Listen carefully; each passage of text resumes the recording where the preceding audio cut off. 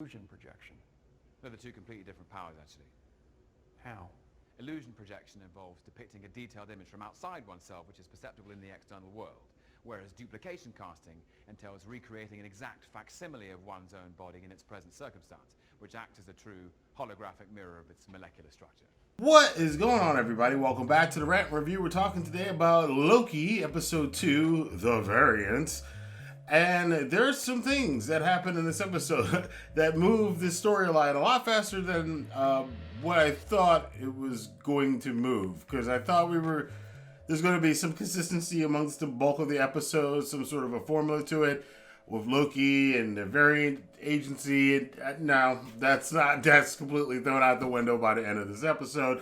And I'll tell you why that is and where we might be going with episodes 3 and 4. So what happens in this episode is that Loki is taken on with Owen Wilson's character, who is Mobius, and they're out in the field trying to track this Variant Loki that's causing all of these problems for the Time Variance Authority, and all the Minutemen are trying to track this person down, and they're using Loki, who very early on, even before they go on their first mission, tries to one-up everybody, but like, well, you know, projecting an image is different than actually pretending to be another person, and blah, blah, blah, blah. He completely nerds out before they go on their first mission. Then when they go on their first mission, you got some Easter eggs thrown at you right away. I mean, there's tons of, I don't do every Easter egg, but there's some ones that were very noticeable.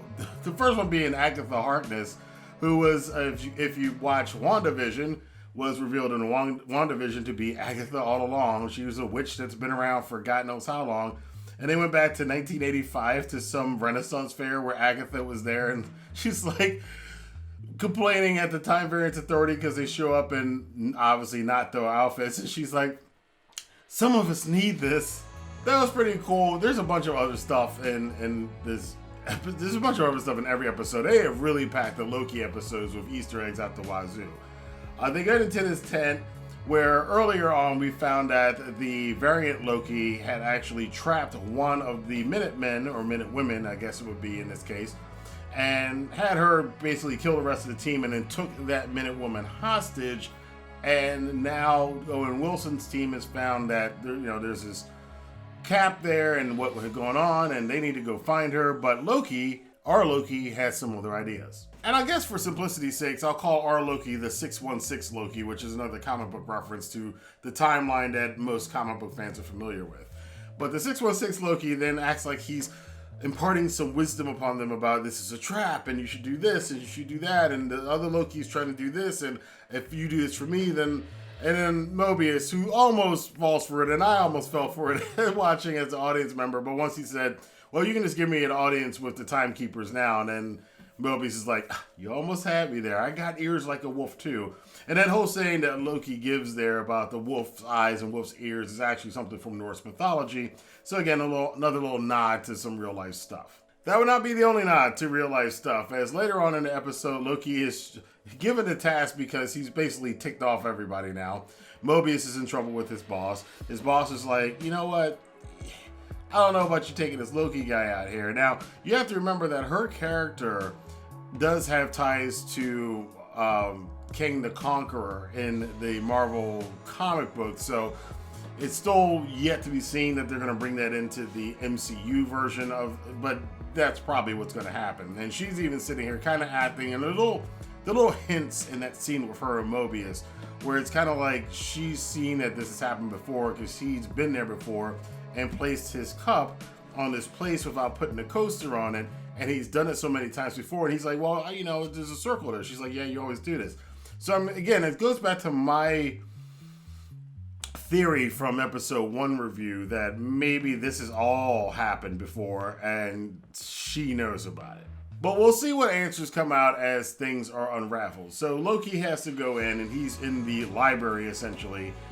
This place really looks like the Jedi Temple from like Attack of the Clones in Star Wars. But he goes and tries to get information on the beginning of time or the end of time or this, that, and the third.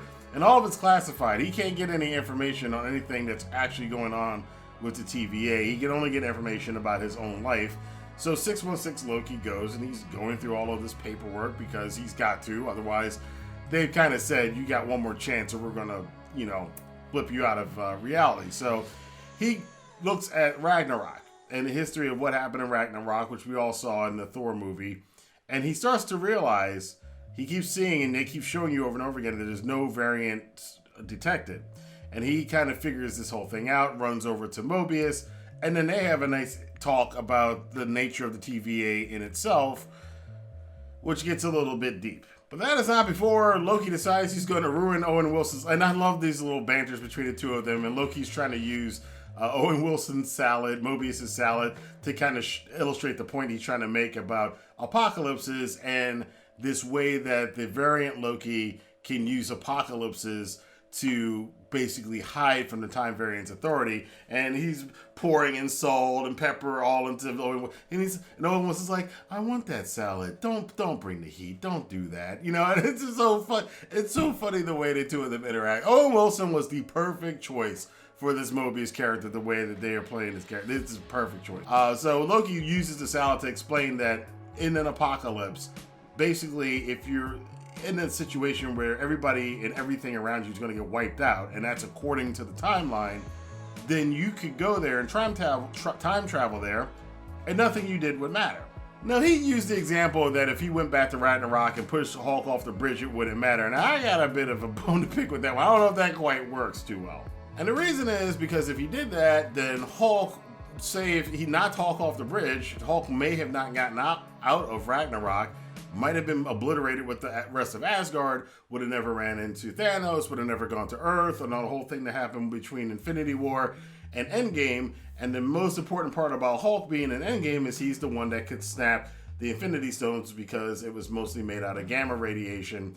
And if Hulk wasn't there, there was nobody else that really would have done it that would have survived, and that may cause other time variances. So I'm not so completely sold on Loki's theory, but the real theory he's getting at is that if you know that every living thing that's around that can possibly speak or remember anything is going to be wiped out, then if you go to that place and do things, it doesn't matter. You're not going to cause a time variance. And that is how the variant Loki is hiding from the TVA. Mobius is all like, wow, you might actually take my job, which I think might be a hint to how the season is going to end, because there is going to be a season 2 of Loki on Disney+. But they use this information, go test it out in Pompeii. Just like the DB Cooper thing, the stuff they're doing with time is so funny. They go to Pompeii, Loki's just like, release the goats, nothing matters, you're all gonna die, I am Loki, we're from the future. He's just basically breaking all of that Star Trek bullshit, don't interfere, with other timelines or cultures, whatever it is. Prime Directive thing, I think they call that stuff. And he's doing all this stuff, and Mobius is checking, there's no time variant, even though he told all these people all this stuff. Nothing changes because everybody there is going to die. So with the theory proven, they managed to use that and this piece of bubblegum this bubblegum wrapper that we found in the first episode when Mobius was trying to track down Variant Loki. And they put those two together, cross-checked them, and Loki found the fact that this Variant Loki is probably hiding out in this particular place at this particular time, which is some place in middle America, some mall or something, mall town, some suburban community. But Variant Loki is using this because there's a big tornado that's coming through this town. It's going to wipe out everybody. Everybody's going to die. So that's where this Variant Loki is hiding. And we see through a series of events that Loki, 616 Loki, and Variant Loki wind up meeting each other. Variant Loki is using all these body swap. It's not really body swapping. She's kind of possessing other people and talking through them, kind of like if you watch my Mass Effect playthrough, which you should by checking out my channel. It's kind of how the Rachni in Mass Effect 1 controlled that Asari to talk to Shepard. It's kind of the same kind of thing. And eventually 616 Loki does meet Variant Loki, who of course was revealed as female, which pretty much everybody knew because it leaked a long time ago. And Variant Loki basically was one-upping Loki and say, look, I'm actually the superior Loki, you're actually me, instead of me being actually you. And there's a lot that may be passed into that we may see throughout the show, because there's some theories that the female Loki is actually the 616 Loki that we know, reincarnated, and that's why this female Loki knows everything that Loki was going to do. So there's an interesting things that they can really play with because they've kind of changed how time works in the MCU with this Loki series. And Variant Loki's plot is revealed basically. She has taken all of these time bombs from all these agents over time, and she set them all up in a store and set it to time off because she kind of knew they were coming. So she set them all to go to these different apocalyptic places during time and explode. And by doing that, it's causing all of these branches in the main timeline, which the Timekeepers are not going to like, the Time Variant Authority is not going to like. They go into a total alert.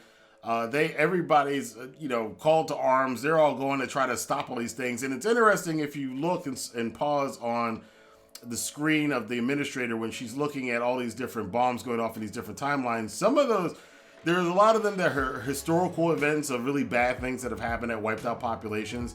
Other ones are fictional things. In Marvel, you see one was on Ego, the living planet, which we know from Guardians of the Galaxy 2. One was set like right before the events of the very first Thor movie. There's stuff on different planets. Vormir, I think there's one where Red Skull was there. That's where Red Skull was guarding the Soul Stone. There's a bunch of them all around in different places and times. It's actually really interesting to kind of how everybody's kind of pieced those together. Now the plot behind that too, I'm kind of wondering, is that the way to get all of the time cops or what they call the Minutemen or Minute people out in the field, leaving that Time Variance Authority home base unprotected? And is that what the female Loki's goal is? Fem Loki, is she trying to get to that basically take all the guards out so she can invade and then confront this Time Variance Authority? Who knows? But she goes off and kind of waves goodbye to Loki, and Loki, 616 Loki, follows her through the portal just in time for Owen Wilson to do the, of course, run and stop, don't, oh damn, at the end, which was a great way to end it. That was a fantastic ending, because now, again, like I said at the beginning of this, I thought I knew what the show was going to be about, but that has kind of gone away within the first 2 episodes. My presumption was that this was going to be, they were going to go through different times, and each episode would kind of be like Loki confronting himself throughout time and these different variations of himself, but with Owen Wilson, and they were going to do that for maybe a couple episodes, and then there'd be a larger plot reveal. But we didn't even get 1 episode of that. There wasn't tracking down other Lokis. It's tracking down one other Loki. They've basically found her, and now Fem Loki and Male Loki, or Variant Loki and 616 Loki have now gone God knows where. There are bombs going off all throughout the timelines. Everything's about to completely fall apart. It's all Mobius' fault. He's going to get fired. And we don't know where this is going to go. And it'd be really weird to see Loki and Loki talking to each other. Yeah, this could get very strange very quickly, but I like it because I did not see a lot of this stuff coming. I thought they were going to drag this out a little bit. They're just going right for it in these episodes. So it's pretty cool. I'm enjoying it so far. But I want to know what you guys think about this. And what do you think about the theory?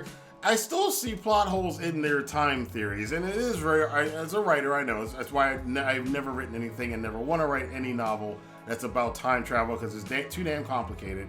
But there's some rules that they've set up. Some of them I think there's still some holes in some of that stuff, but I want to know what you guys think. Let your voice be heard in the comment box below. Until then, if you like this video, hit the like button, subscribe to this channel, and definitely share this video on Twitter, Facebook, Instagram, or wherever you talk about Loki and Disney Plus and the Marvel Cinematic Universe. I'll see you guys next time right here for more reviews on the Rantin Review.